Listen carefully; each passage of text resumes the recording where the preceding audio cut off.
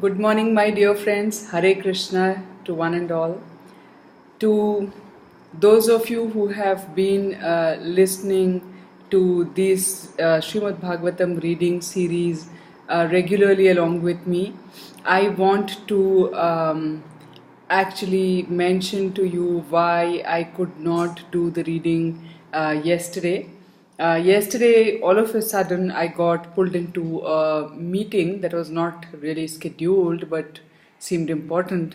So I had to go away early afternoon, and I managed to get back home only post 11, and that was obviously too late to actually do the reading.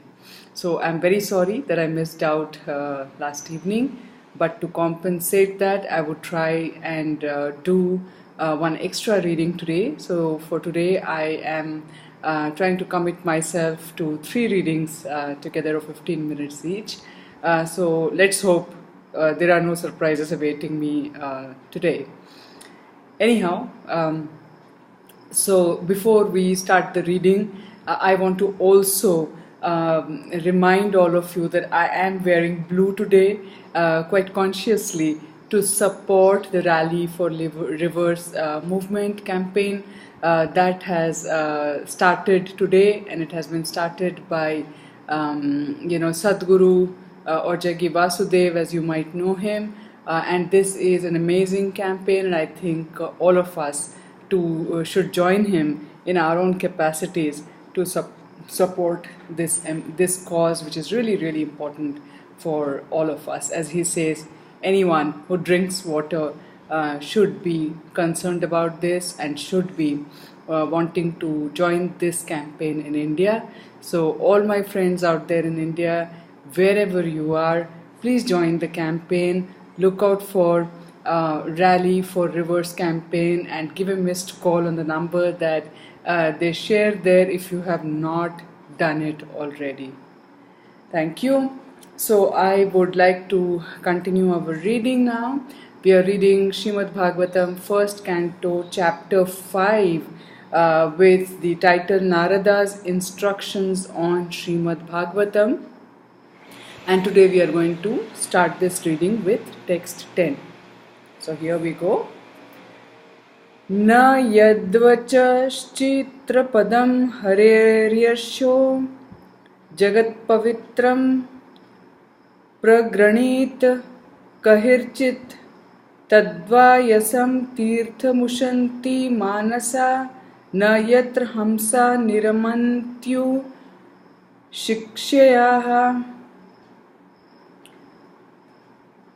Translation: those words which do not describe the glories of the Lord, who alone can sanctify the atmosphere of the whole universe, are considered by saintly persons to be like unto a place of pilgrimage for crows. Since the all perfect persons are inhabitants of the transcendental abode, they do not derive any pleasure there. Purport: crows and swans are not birds of the same feather because of their different mental attitudes. The fruitive workers or passionate men are compared to the crows, whereas the all perfect saintly persons are compared to the swans. The crows take pleasure in a place where garbage is thrown out, just as the passionate fruitive workers take pleasure in wine and women and places for gross sense pleasure. The swans do not take pleasure in the places where crows are assembled for conferences and meetings. They are instead seen in the atmosphere of natural scenic beauty, where there are transparent reservoirs of water nicely decorated with stems of lotus flowers in variegated colors of natural beauty. That is the difference between the two classes of birds.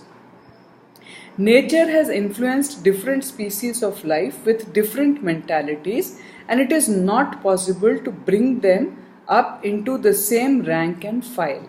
Similarly, there are different kinds of literature for different types of men of different mentality.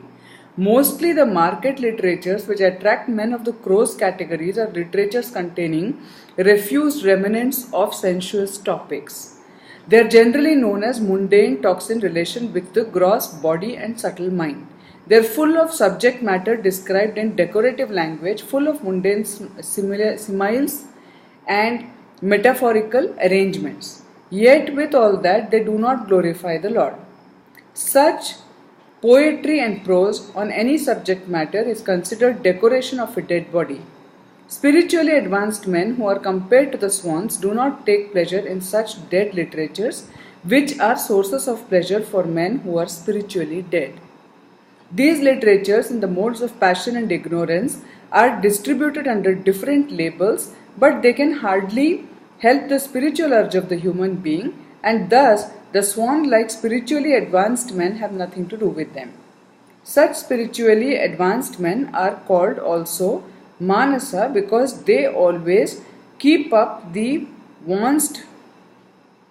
standard of transcendental voluntary service to the Lord on the spiritual plane. This completely forbids fruitive activities for gross bodily sense satisfaction or subtle speculation of the material egoistic mind. Social literary men, scientists, mundane poets, theoretical philosophers and politicians who are completely absorbed in the material advancement of sense pleasure are all dolls of the material energy. They take pleasure in a place where rejected subject matters are thrown. According to Swami Sridhar, this is the pleasure of the prostitute hunters. But literatures which describe the glories of the Lord are enjoyed by the Paramahamsas who have grasped the essence of human activities. Text 11. Tadvagvi sargo janata ghaviplavo yasmin prati slokam baddhavatyapi namanya anantasya yasho aniktani yat shrunvanti gayanti grinanti sadhavaha. Translation. On the other hand, that literature which is full of descriptions of the transcendental glories of the name, fame, forms, pastimes, etc. of the unlimited Supreme Lord is a different creation, full of transcendental words directed towards bringing about a revolution in the impious lives of this world's misdirected civilization. Such transcendental literatures, even though imperfectly composed, are heard, sung, and accepted by purified men who are thoroughly honest. Purport. It is a qualification of the great thinkers to pick up the best even from the worst. It is said that the intelligent man should pick up nectar from a stalk of poison, should accept gold even from a filthy place, should accept a good and qualified wife even from an obscure family, and should accept a good lesson even from a man or from a teacher who comes from the untouchables. These are some of the ethical instructions for everyone in every place without exception. But a saint is far above the level of an ordinary man. He is always absorbed in glorifying the Supreme Lord, because by broadcasting the holy name and fame of the Supreme Lord, the polluted atmosphere of the world will change, and as a result of propagating the transcendental literatures like Srimad Bhagavatam, people will become sane in their transactions. While preparing this commentation on this particular stanza of Srimad Bhagavatam, we have a crisis before us. Our neighboring friend China has attacked the border of India with a militaristic spirit. We have practically no business in the political field, yet we see that previously there were both China and India, and they both lived peacefully for centuries without ill feeling. The reason is that they lived those days in an atmosphere of God consciousness, and every country over the surface of the world was God-fearing, pure-hearted and simple, and there was no question of political diplomacy. There is no cause of quarrel between the two countries, China and India, over land which is not very suitable for habitation, and certainly there is no cause for fighting on this issue. But due to the age of quarrel, Kali, which we have discussed, there is always a chance of quarrel on slight provocation. This is due not to the issue in question, but to the polluted atmosphere of this age. Systematically, there is propaganda by a section of people to stop glorification of the name and fame of the Supreme Lord. Therefore, there is a great need for disseminating the message of Srimad Bhagavatam all over the world. It is a duty of every responsible Indian to broadcast the transcendental message of Srimad Bhagavatam throughout the world, to do all the supermost good as well as to bring about the desired peace in the world. Because India has failed in her duty by neglecting this responsible work, there is so much quarrel and trouble all over the world. We are confident that if the transcendental message of Srimad Bhagavatam is received only by the leading men of the world, certainly there will be a change of heart, and naturally the people in general will follow them. The mass of people in general are tools in the hands of the modern politicians and leaders of the people. If there is a change of heart of the leaders only, certainly there will be a radical change in the atmosphere of the world. We know that our honest attempt to present this great literature conveying transcendental messages for receiving the God consciousness of the people in general and re-spiritualizing the world atmosphere is fraught with many difficulties. Our presenting this matter in adequate language, especially a foreign language, will certainly fail, and there will be so many literary discrepancies despite our honest attempt to present it in the proper way. But we are sure that with all our faults in this connection, the seriousness of the subject matter will be taken into consideration, and the leaders of society will still accept this due to its being an honest attempt to glorify the Almighty Lord. When there is fire in a house, the inmates of the house go out to get help from the neighbors who may be foreigners, and yet, without knowing the language, the victims of the fire express themselves and the neighbors understand the need, even though not expressed in the same language. The same spirit of cooperation is needed to broadcast this transcendental message of the Srimad Bhagavatam throughout the polluted atmosphere of the world. After all, it is a technical science of spiritual values, and thus we are concerned with the techniques and not with the language. If the techniques of this great literature are understood by the people of the world, there will be success. When there are too many materialistic activities by the people in general all over the world, there is no wonder that a person or a nation attacks another person or nation on slight provocation. That is the rule of this age of Kali or quarrel. The atmosphere is already polluted with corruption of all description, and everyone knows it well. There are so many unwanted literatures full of materialistic ideas of sense gratification. In many countries, there are bodies appointed by the state to detect and censor obscene literature. This means that neither the government nor the responsible leaders of the public want such literature, yet it is in the marketplace because the people want it for sense gratification.